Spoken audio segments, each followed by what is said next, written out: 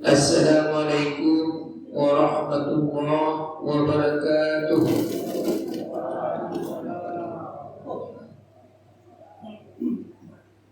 Alhamdulillahilladzi anzala as-sakinata fi qulubil mu'minin liyazdadu imanan ma'a imanihim. Asyhadu an la ilaha illallah wahdahu la syarika lah wa asyhadu anna Muhammadan abduhu wa rasuluh. Allahumma salli wa sallim wa barik ala sayyidina Muhammadin wa ala alihi wa sahbihi wa man wala. Amma ba'd. Faqala Allah Ta'ala fil Qur'anil Karim, A'udzu billahi minasy syaithanir rajim. Yuridu Allahu bikumul yusra wa la yuridu bikumul usra wa litukmilul 'iddata wa litukabbirullaha 'ala ma hadakum wa la'allakum tashkurun. Summa qala Rasulullah sallallahu alaihi wasallam, lis-shaimina farhatani, farhatun 'inda fitrahu wa farhatun 'inda liqa'a rabbih. Shadaqallahul 'azim wa sadaqa rasulun nabiyil karim. Wa nahnu ala dzalika minasy syahidin wasyakirin walhamdulillahi rabbil alamin. Allah menginginkan kemudahan bagimu dan tidak menginginkan kesukaran bagimu. Oleh karena itu, cukupkanlah atau sempurnakanlah bilangan puasamu dan hendaklah engkau mengagungkan Allah atas petunjuk yang telah diberikannya kepadamu, dan hendaknya pula engkau menjadi orang yang bersyukur. Rasulullah sallallahu alaihi wasallam dalam sepotong hadis yang diriwayatkan oleh Imam Muslim bersabda, bagi orang yang berpuasa Allah memberi dua kebahagiaan. Kebahagiaan yang pertama adalah saat mereka beraidil fitri, dan kebahagiaan yang kedua adalah ketika nanti berjumpa dengan Allah. Maha benar Allah yang Maha Agung, firman-Nya dalam potongan surat Al-Baqarah ayat 185.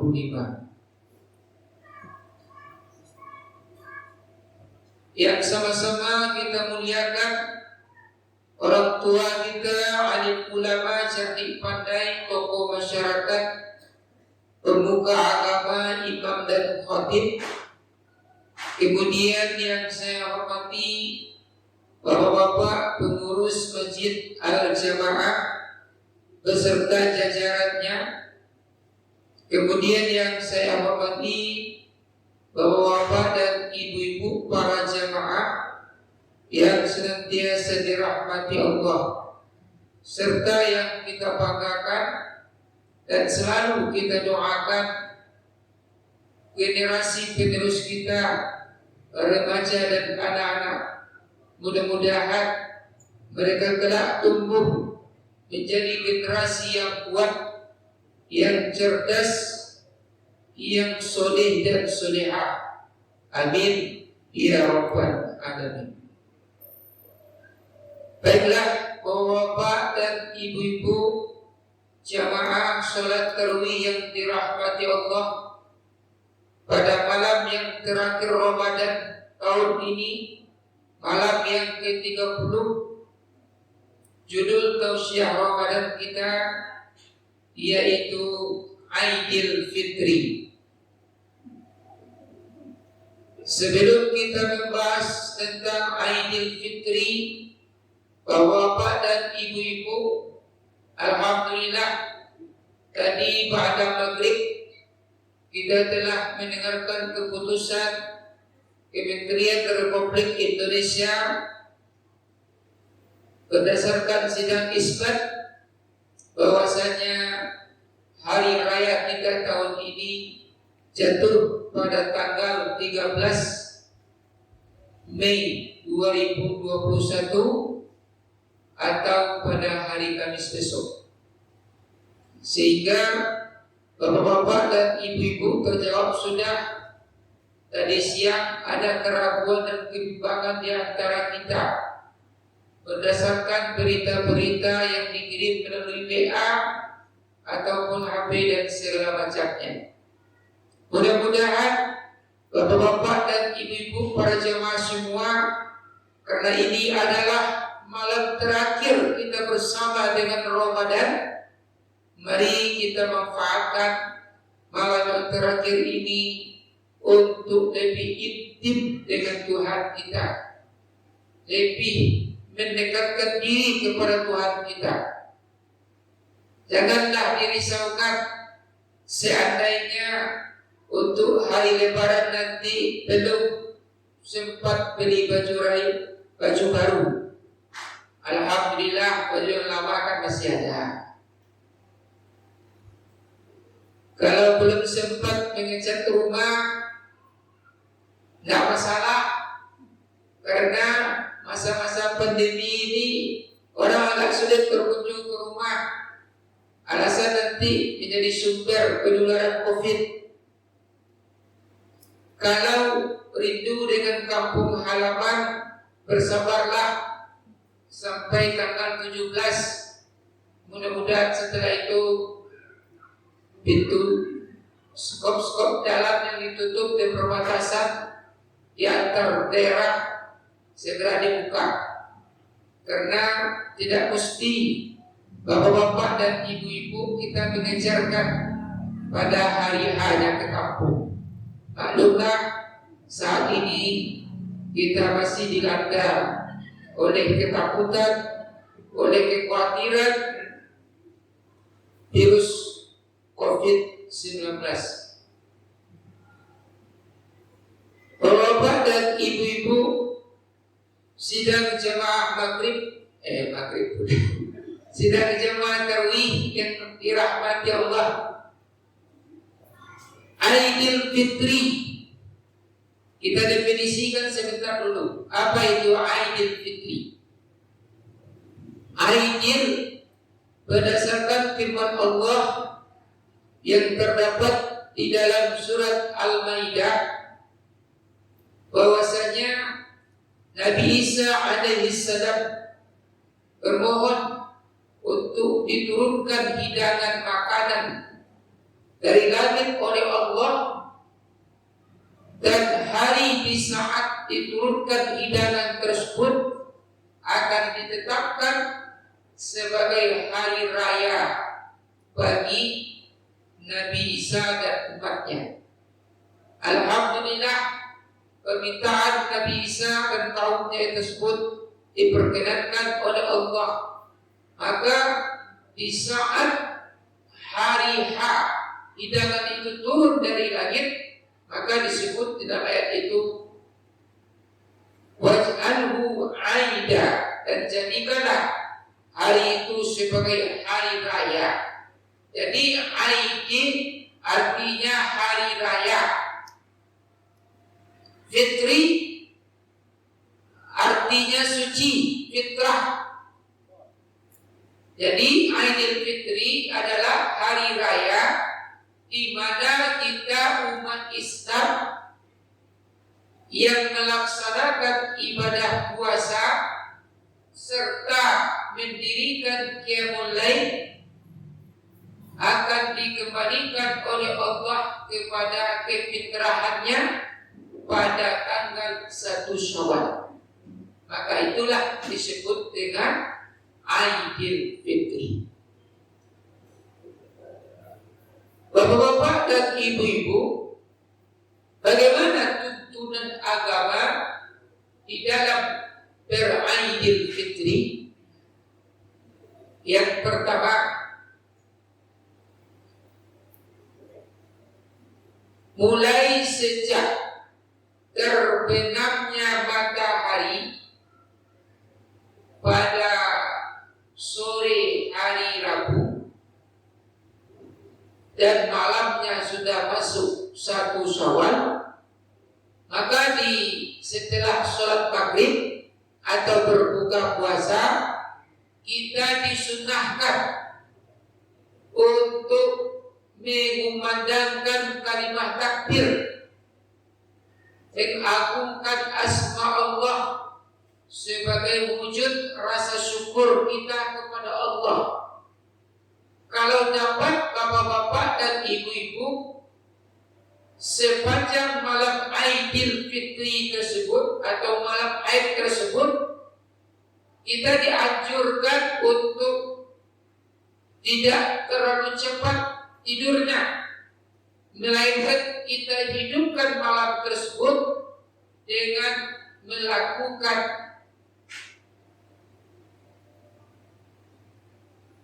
melantunkan kalimat takbir atau berzikir, bertasbih, bertahmid, bertahlil dan bertakbir serta berhauqalah kepada Allah Subhanahu wa ta'ala. Maka orang yang menghabiskan waktunya, saat-saatnya untuk itu, Rasulullah sallallahu alaihi wasallam bersabda, "Man ahya Aidil Fitri, Lailatul Aidil Fitri." Siapa orang yang menghidupkan malam Aidil Fitri, maka Allah tidak akan mematikan hatinya di saat nanti matinya hati semua manusia. Nah, ada nanti itu saatnya hati manusia itu menjadi mati. Kapan itu Pak Ustaz? Nah, kita tidak tahu pula. Yang jelas jaminan Rasulullah, orang yang menghidupkan malam Aid, baik itu malam Aidil Fitri maupun Aidil Adha, dengan ibadah, dengan takbir dan sejenisnya, maka Allah tidak akan mematikan hatinya. Ya, karena ini adalah tuntunan yang pertama, bapak-bapak dan ibu-ibu. Mari kita semarakkan. Apakah kita hadir bersama-sama di masjid? Kalau untuk takbir keliling mungkin dilarang, alasannya COVID. Nanti menjadi penyebab pula merebaknya wabah corona.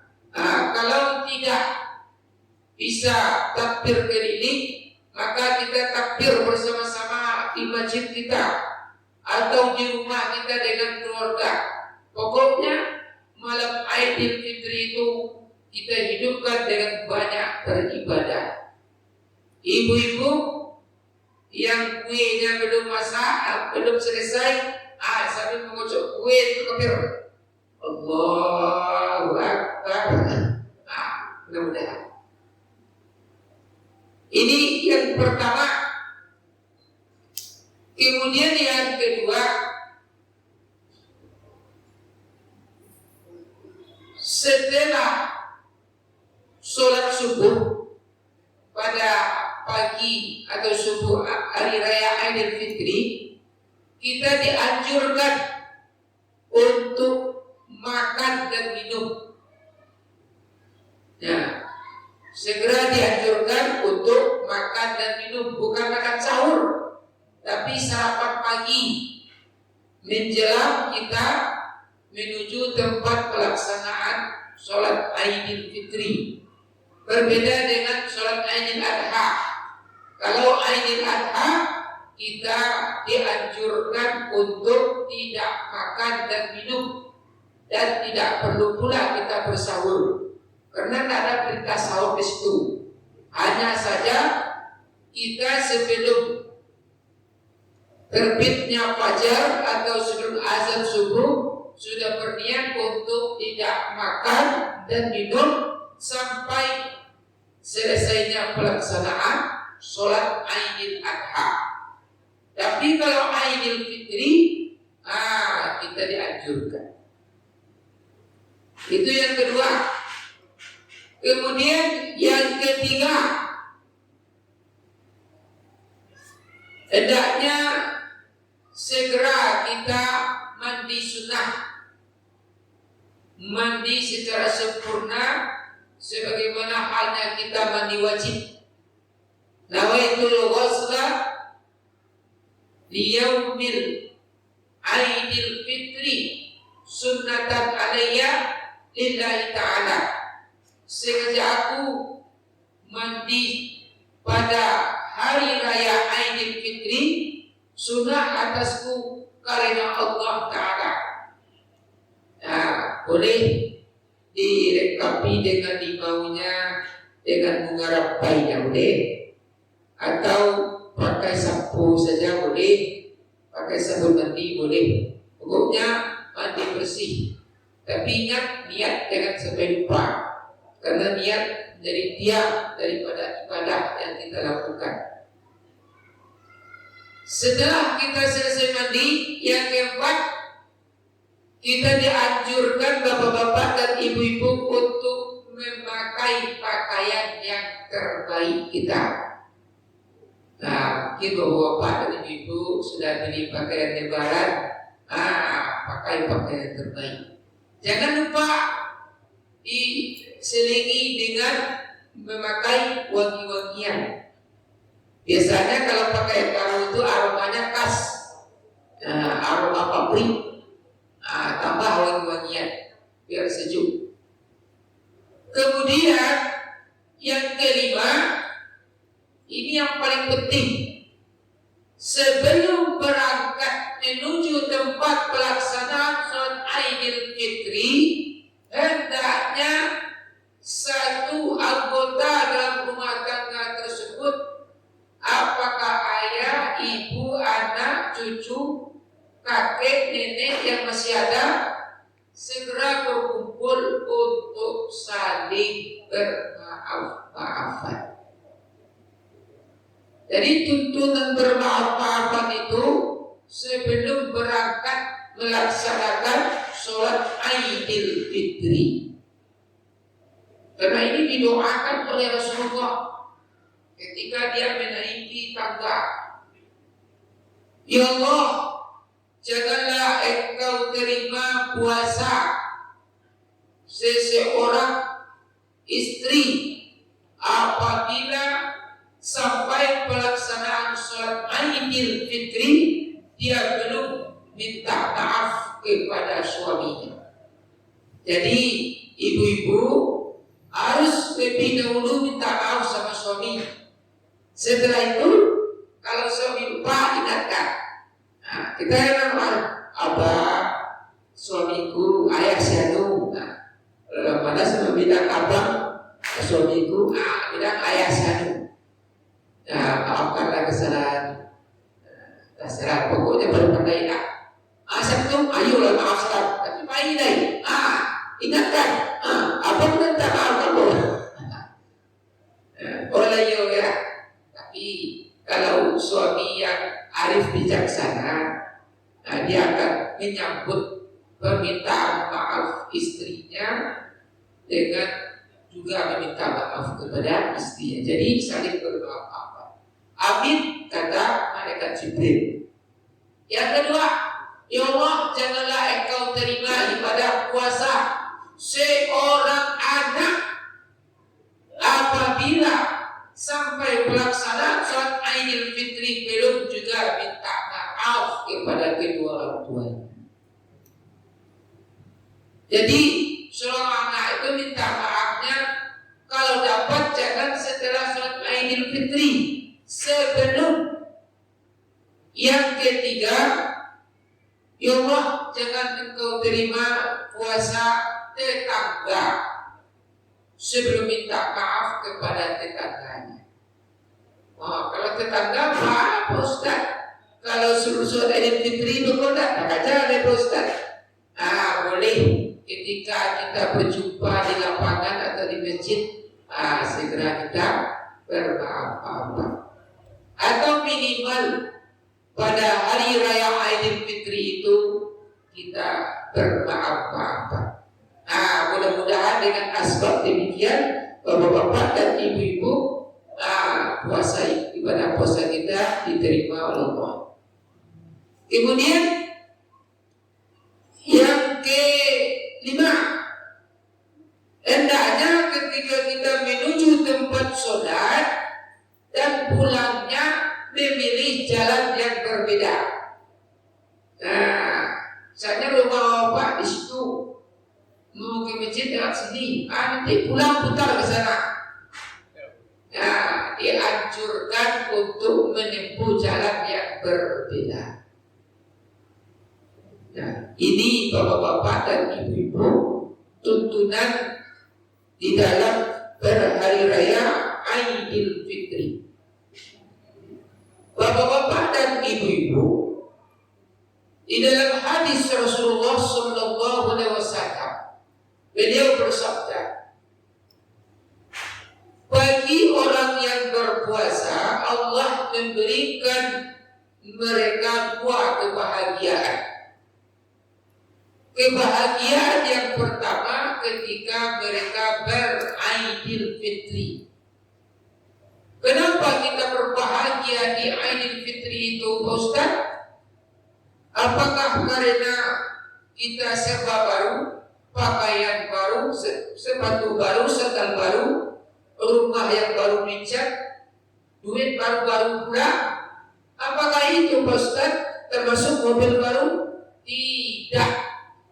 Bukan itu bapak-bapak dan ibu-ibu yang menjadi alasan kita berbahagia saat itu. Bukan itu.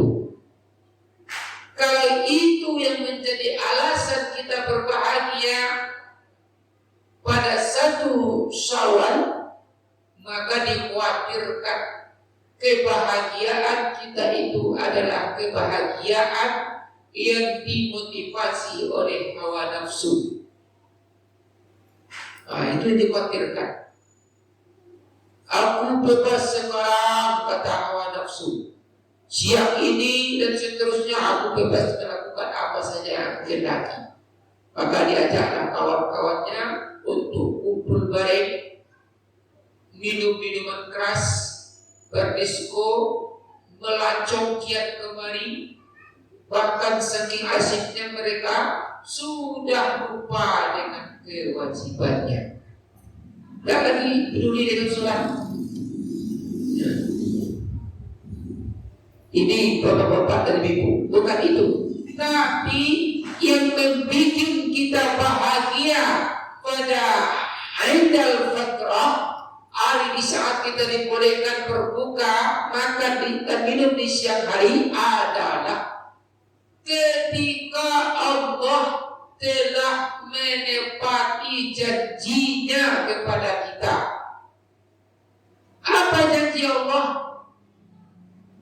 Man shamahu wa qamahu bil imani wa ihtisaba kharajat min zunubihi kayawma waladhu ummuh. Orang yang melaksanakan puasa Ramadan dan mendirikan qiyamul lailnya dengan iman dan perhitungan yang tepat, maka Allah akan mengeluarkan orang tersebut dari seluruh dosa-dosanya sebagaimana saat dia keluar dari rahim ibunya. Kullu mauludin yuladu 'alal fitrah. Setiap bayi yang lahir dari rahim ibunya dalam keadaan fitrah, suci, bersih, sempurna Islamnya.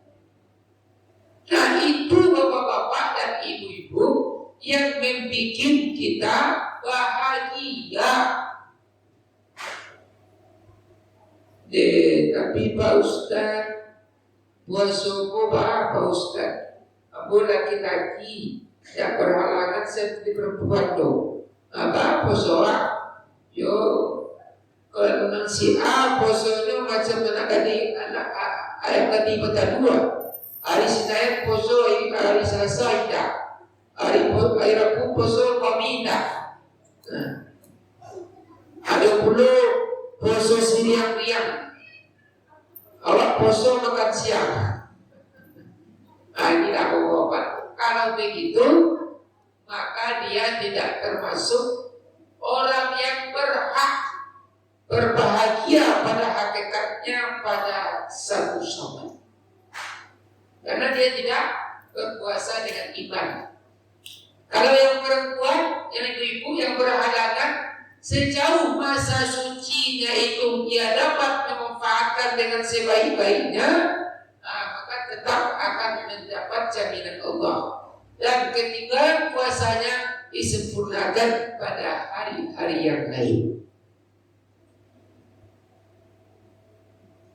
Tapi bapak-bapak dan ibu-ibu, kau patah 2 hari dalam itu syiar maghrib, walaupun lebih bantuin, oleh bantuin. Apa yang kita teruskan? Mungkin iblis dan pasukannya Allah mengkereta-kereta minta dilapir rantai. Nama dilapir itu balik bantuin mati. Apalagi bapak dan ibu-ibu mulai malam 1 Syawal itu mereka sudah dilepaskan oleh Allah. Maka iblis pada subuh harinya memiliki sejadi-jadinya, berteriak sejadi-jadinya di antara 2 tanduk setan di dekat terbitnya matahari. Apa kata iblis? Aduhai, celaka aku, sia-sialah usaha kita selama 1 tahun ini. Tadi malam aku telah menyaksikan bahwa Allah telah mengampuni seluruh dosa-dosa orang yang beriman yang berpuasa dan qiyamul lail. Padahal 11 bulan lamanya kita mati-matian untuk menjerumuskan mereka ke lembah jahanam. Karena iblis ngeraung-raung, akhirnya berhempurlah semua pasukan.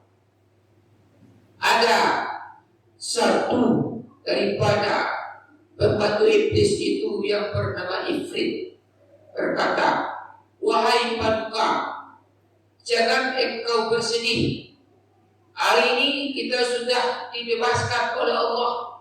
Maka mulai detik ini, hari ini kita akan bukakan kepada mereka anak cucu Adam itu segala pintu syahwatnya. Kita akan hiasi segala bentuk maksiat-maksiat sehingga mereka lebih asik, lebih enak lagi melakukannya. Nah, ini yang menjadi kekhawatiran kita bapak-bapak dan ibu-ibu. Akankah kita memiliki tabiat seperti kerbau? Apa kerbau Pak Ustaz?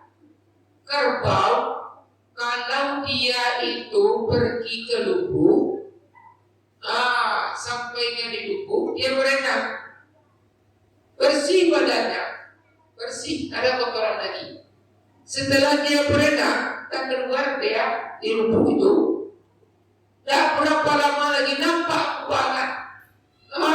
Pergi lagi kerbau itu ke kubangan, dilumuri lagi tubuhnya dengan kubangan, sehingga yang bersih tadi menjadi kotor. Artinya apa? Kalau ada orang yang sudah bersungguh-sungguh di bulan Ramadan ini mensucikan dirinya dengan puasa dan qiyamul lail, ditambah lagi dengan infak sedekah, tadarus Al-Quran dan segala macamnya, di 1 Syawal dan seterusnya, kesucian itu mereka kotori kembali. Itu saya mau jawab, Bu, saya mau jawab tadi. Ibu jawab itu apa kan? Saya mau jawab bau, jauh sebentar. Mudah-mudahan Bapak kita bermohon kepada Allah, kesucian yang telah diberikan oleh Allah, mari kita jaga. Titel ketakwaan yang disandangkan oleh Allah kepada kita, la'allakum tattaqun, itu bukan hanya sebagai titel, tapi sebagai pakaian.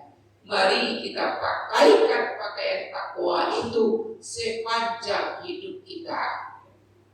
Mudah-mudahan dengan demikian kesucian yang telah diberikan oleh Allah, kefitrahan yang telah diberikan oleh Allah, hendaknya dapat kita syukuri dan kita jaga dengan sebaik-baiknya hingga kita menghadap kepada Allah.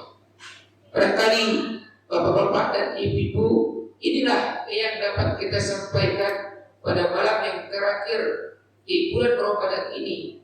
Mudah-mudahan tausiah ini dapat menjadi suatu masukan yang berharga bagi kita, sehingga kita dapat menjaga diri, dapat melakukan yang terbaik nanti ketika kita berada pada bulan Syawal. Dan terakhir pesan kita, jangan lupa kita melaksanakan puasa 6 hari di bulan Syawal. Boleh puasa itu dilakukan sekaligus, boleh dilakukan berselang-seling, dengan syarat masih berada di bulan Syawal. Apa keutamaannya Pak Ustaz? Keutamaannya seperti orang puasa 1 tahun. 1 tahun itu 360 hari. Kita puasa di bulan Ramadan ini 30 hari. Kata Allah, 1 hari puasa itu dilipat gandakan 10. Maka 30 hari seperti menyempurnakan 10 hari. Maka 30 kali 10 menjadi 300 hari. 1 tahun 360, 60 hari lagi. Bagaimana Pak Ustaz? Itu dia, puasa 6 hari bulan Syawal. 6 kali 10, 60. Jadi genaplah dia menjadi 360 hari. Kayau kasauma kulludah, seperti orang yang berpuasa sepanjang masa. Inilah harapan kita. Terima kasih atas segala perhatian. Mohon maaf atas kekeliruan. Subhanallahumma wa bihamdika, asyhadu an la ilaha illa anta, astaghfiruka wa atubu ilaik. Assalamualaikum warahmatullahi wabarakatuh.